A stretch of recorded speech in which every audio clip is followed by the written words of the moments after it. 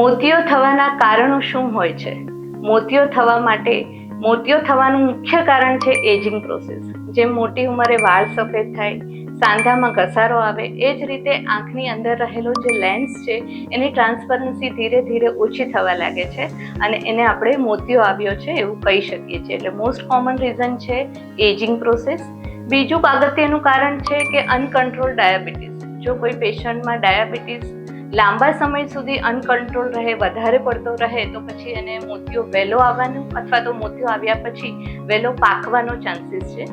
ત્રીજી વસ્તુ છે કે આંખમાં કોઈ જાતની ઈજા થઈ હોય, બોલ વાગ્યો હોય, લાકડું વાગ્યું હોય, કાંટો વાગ્યો હોય, કોઈ પણ જાતની ઇન્જરી થઈ હોય આંખમાં, તો એવા કેસીસમાં પણ અર્લી કેટરેક્ટ આવી શકે છે. ચોથું કારણ છે આનુવંશિક. ઘણા ફેમિલીમાં એવી હિસ્ટ્રી હોય છે કે બધા જ ને, માતા પિતા, ભાઈ બહેન બધાને જ અર્લી એજમાં કેટરેક્ટ ડેવલપ થયો હોય, તો તમને પણ અર્લી એજમાં કેટરેક્ટ ડેવલપ થઈ શકે છે. પાંચમું કારણ છે કે લાંબા સમયથી કોઈ દવા ચાલતી હોય, જેવી કે સ્ટીરોઇડ. ઘણા સ્કિનના રોગોમાં, ઘણા કિડનીના રોગોમાં, ઘણી વખત આર્થરાઇટિસની ટ્રીટમેન્ટમાં દર્દી લાંબા સમય સુધી સ્ટીરોઇડનું સેવન કરતા હોય છે, તો આવા કેસીસમાં પણ વહેલો મોતિયો આવી શકે છે.